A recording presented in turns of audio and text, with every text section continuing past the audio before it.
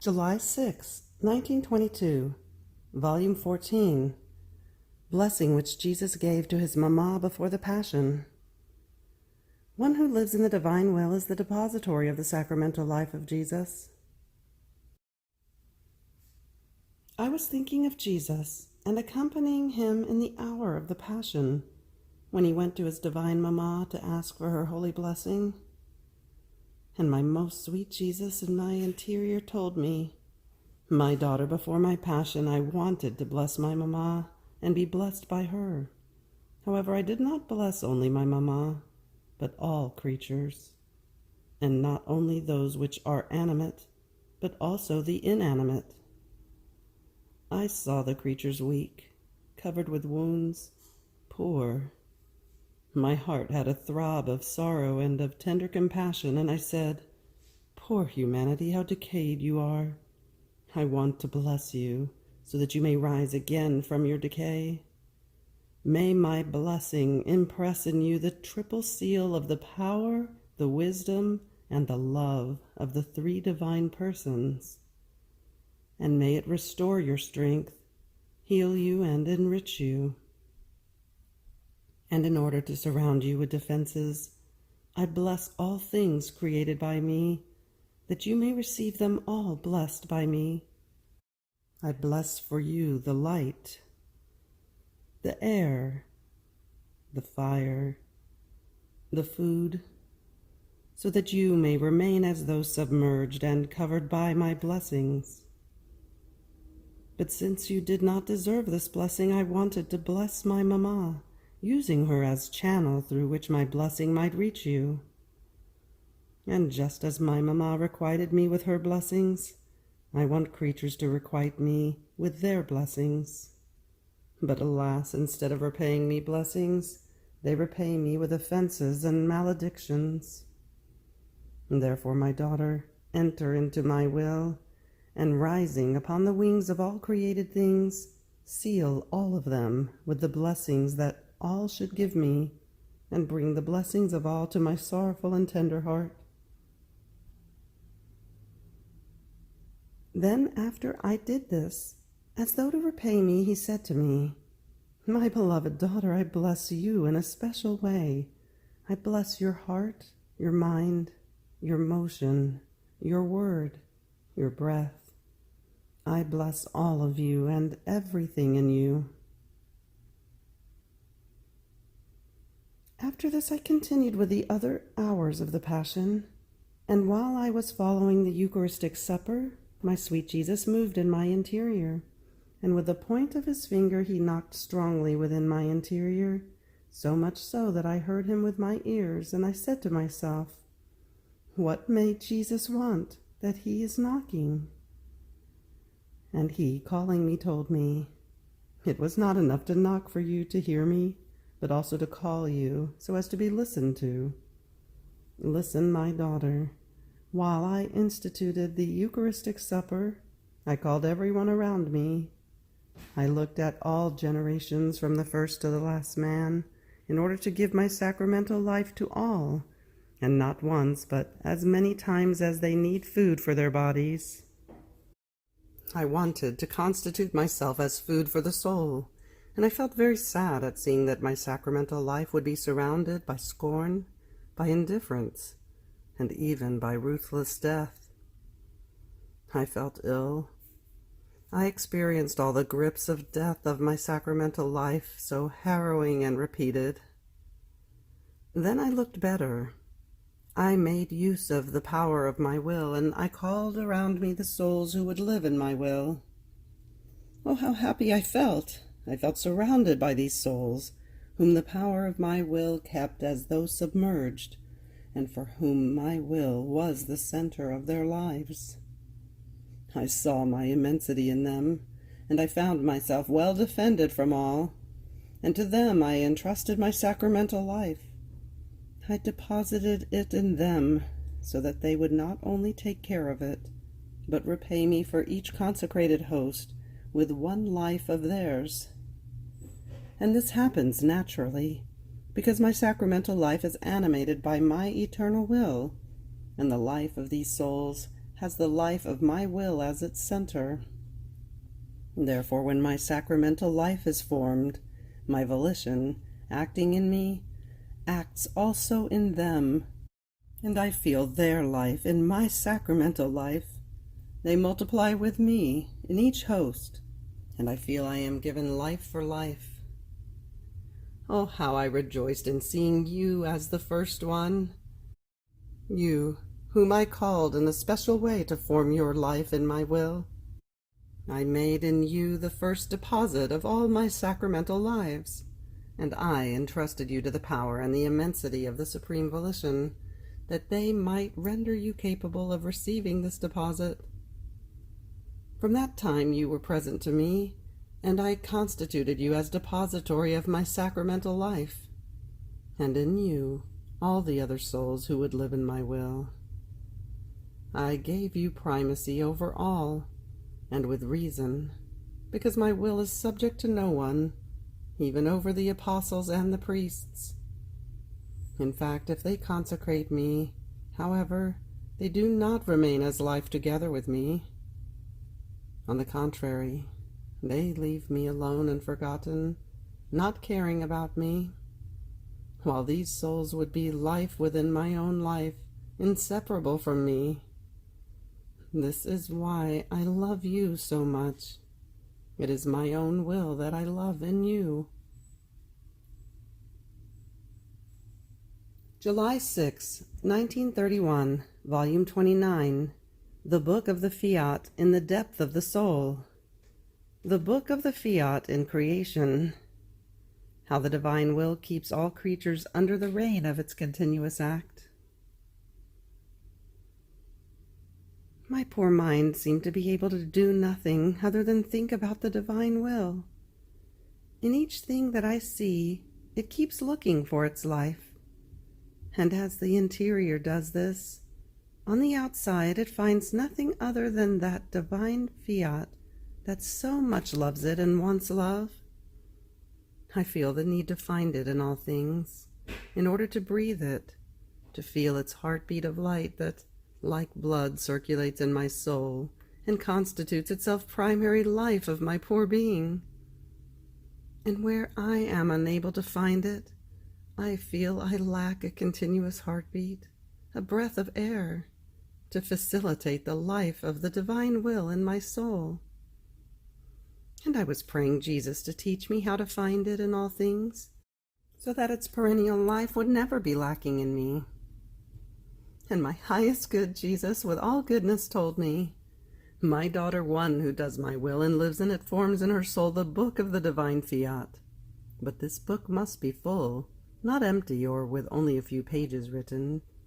If it is not full, she will soon finish reading it and have nothing to read. She will occupy herself with something else, and therefore the life of my divine will be interrupted and as though broken in the creature. On the other hand, if it is full, she will have always something to read, and if it seems that it ends, I will add other pages more sublime, so that she may never lack the life, the knowledge ever new, and the substantial nourishment of my divine volition. So the interior must be like many pages in order to form this book. Page, the intelligence. Page, the will and the memory. Page, the desire, the affection, the heartbeat. Page, the word, that must be able to repeat what it read, otherwise it will remain like a book that will do good to no one, while for one who forms a book the first purpose is to propagate it. So the whole interior must be written with pages of my divine will, and this book must be so full that she must be unable to find anything else to read but my will alone. Now, when the soul has her interior book full, she will know very well the external book of the divine will. All of creation is nothing other than a book of it. Each created thing is a page that forms an immense book, and of many volumes. So having formed her interior book and read it thoroughly, she will be able to read very well the external book of all creation, and in all things she will find my divine will and act of giving her its life, its lessons, most high and sublime, and its delicious and holy food. It will happen to one who has formed in her interior this book of the divine fiat, and has read it thoroughly, as to someone who has possessed a book, has read it over and over again, has studied well the most difficult things, has smoothed out all difficulties, elucidated the most obscure points, in such a way that he has consumed his life over that book. If a person from outside brought to him another similar book, he will most certainly be able to read it, and will recognize in that one his own book. More so since my divine will has enclosed the creature within its most holy circle, and has placed in the depth of the soul the book of its fiat, and in creation it has repeated its divine book, in such a way that one echoes within the other, and they understand each other in an admirable way.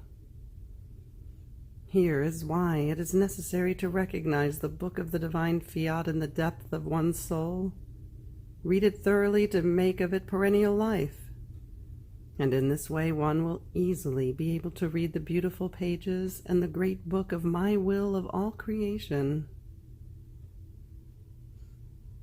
After this I continued my acts in the divine will, and my sweet Jesus added, "My daughter, my divine volition has its continuous act that never ceases to pour its continuous act upon all creatures, and to invest them with its continuous act of light, of sanctity, of beauty, of love, of help, of power, of happiness. Its love is so great that one act does not wait for another, and like a torrent, more than pouring rain, they pour themselves over all creatures. This continuous act is recognized and received by all the inhabitants of the celestial fatherland, in such a way as to form the ever-new surprise of ineffable joys and of happiness without end. It can be said that it forms the life and substance of the beatitude of all the blessed. Now, since my divine will possesses this continuous act by nature, it cannot, nor does it want to, change regime. Just as it gives this continuous act of good in heaven, so does it give it to all creation, and to all creatures and to each one, because all receive life from this, its continuous act. If it ceased, the life of all would cease. At the most there can be changes of effects, because it acts according to the dispositions of each one, and therefore its same continuous act produces for some one effect, for some another. And there are some who, unfortunately, while being under the reign of this continuous act of light, of sanctity, of beauty, and more, remain not even wet, nor illuminated, nor holy, nor beautiful, and convert within themselves the continuous act of good into darkness, into passion, and maybe even into sin. But in spite of all of this, my will never ceases its continuous act of pouring its divine goods over all, because it finds itself in the condition of the sun that, even if human beings or trees, plants, or flowers would not want to receive its light, that could communicate the many admirable effects that its continuous act of light contains, that is, sweetness, flavor, the beautiful rainbow of all colors, it would continue its act of always giving light. But if the sun had reason, it would cry with tears of burning light for the sorrow of seeing in the great wheel of its light all the goods that in reality it gives, but are not received. My divine will is more than sun. It keeps everyone and everything enveloped within its infinite light. Its nature is of always wanting to give, and in fact it gives. If everyone took, everyone would be holy. The world would change into happiness. But with highest sorrow its goods are not received, but rather rejected into its very light. Yet it does not stop.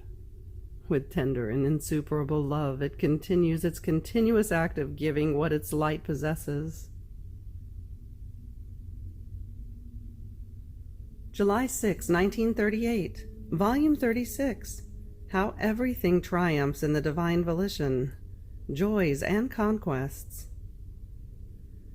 The Divine Will as Mother, example of the sea and those who live in it. I am in the arms of the Divine Will, and I can say that I spend every day in its sea. Anything it did both in creation and in redemption, all its acts, comes toward me, telling me, we are already yours. See with how much love the Creator donated us to you. And you insert your little love so that the creative love may love in the created love, and the created love may love in the creative love, and both of them may be victorious. But as I was following the acts of the divine volition, I wanted to take all heaven in one jump, locking myself in the celestial region, never to leave again. Oh, how heavy is this exile for me! If it wasn't for the divine Fiat that lets flow its rivulets of joys and celestial happiness, I do not know how I could bear it, and I felt embittered. So my beloved Jesus, who watches over me in everything, and does not want me to occupy myself with anything other than living in his will, having compassion for me and sweetly scolding me, said, "My good daughter, why do you embitter yourself? Bitterness clashes against my will, because it is the source of all the sweetness, triumphs, and conquests. If the creatures feel bitterness, it is because they do not live in my will, and their will tyrannizes them, so they suffer from bitterness and remain defeated. And therefore courage, my daughter. You must know that as the creature lives in my will, she feels the need for her heavenly fatherland. She feels it already her own. So depriving herself of the heavenly glory for love of me, I feel as if she would give back to me everything in each of her acts. She gives me all heaven, the whole ocean of joys and happiness contained in the celestial regions. Wouldn't you give this content to your Jesus? Moreover, if I do not finish forming in you the kingdom of my will, how can I transmit it to the others? So please, just let me do." After this he added, "My daughter, my love toward one who lives in my will is such that I behave as a mother who had a crippled son, but possesses the power to give her son the rarest beauty. This mother lies over him, warming him with her heat. By kissing and hugging him over and over again, she restores the use of his limbs. She makes him beautiful, and, looking at him as the fruit of her maternal love, she feels happy. However, the mother doesn't really have this power, so she will always be unhappy with her son. But what the mother doesn't have, I do have.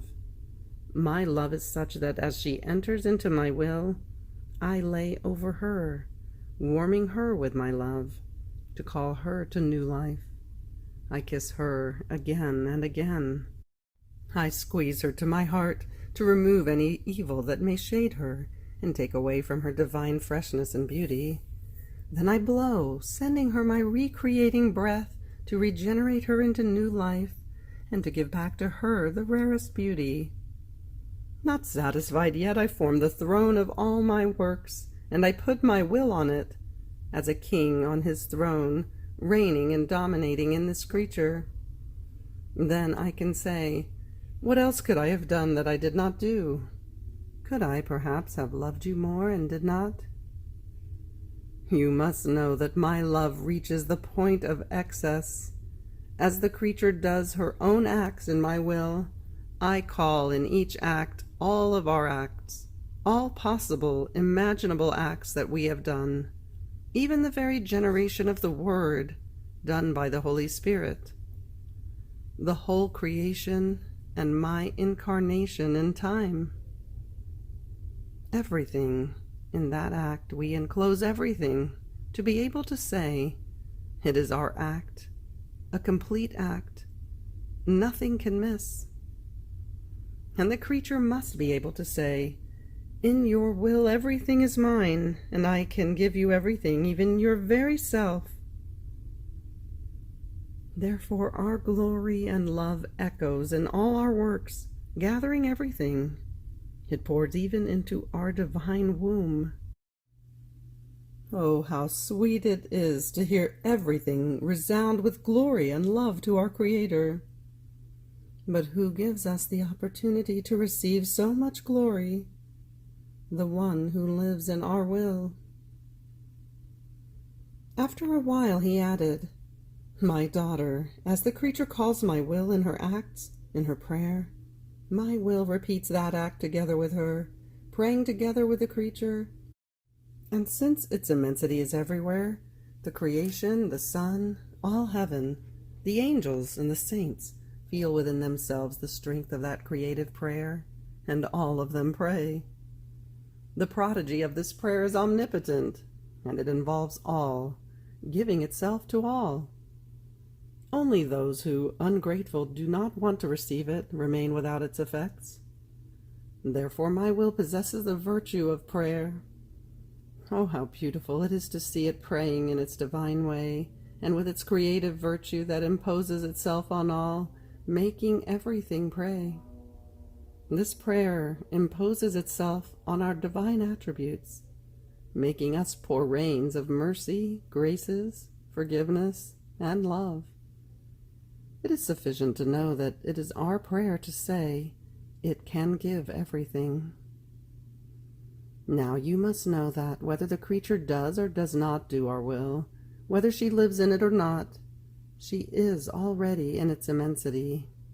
Or better still, my will is life of her life and act of her acts, and it continuously assists her with its creative and preserving act. Therefore one who lives in it can feel its life, its power, its sanctity, and how much I love her.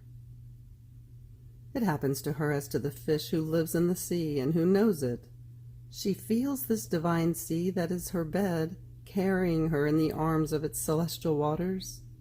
It feeds her, it makes her consume herself within it, it amuses and embellishes her, and if she wants to sleep, it forms her bed in its depths, permits nobody to awaken her. It even sleeps together with her. Such is the love of my will for the one who lives inside its sea, and who knows it, that it does in her all the arts it wants to do. If it wants to think, it thinks in her. If it wants to look, it looks through her eyes. If it wants to speak, it speaks, keeping her in continuous communication, telling her many of the wonders of our eternal love. If it wants to work, it works. If it wants to walk, it walks. If it wants to love, it loves. My Fiat is always busy with her, and she not only recognizes it, but she never leaves it alone. She sinks more and more in its sea, because she knows that if she gets out of the sea, she'll lose her life. The creatures that live in our will are our celestial residents, and with their love, they delight in forming the waves of our sea to amuse us and make us happy. On the other hand, those who live in the immensity of our love but do not know us do not feel anything of this. They don't feel our paternal attentions that press them to our womb. They live inside our sea as if they did not live at all, so unhappy, as if they were not our children. They are like strangers, and since we are not known, we are forced by their ingratitude not to tell them even a word, and to keep repressed inside our womb the goods that we had to give them. And seeing our poor children dissimilar from us, only because they do not know us, is a suffering for us. Even if we gave to them, it would happen as the Gospel says, "Do not give pearls to the pigs, because they do not know what they are, and they would cover them with mud and trample on them." Therefore it is knowledge that allows creatures to understand where we are, with whom they live, what they can receive, and what they have to do. So those who do not know are the true blind, because they cannot see anything. No matter how many goods are placed around them, they are the vagabonds of creation. End of July 6th. Fiat.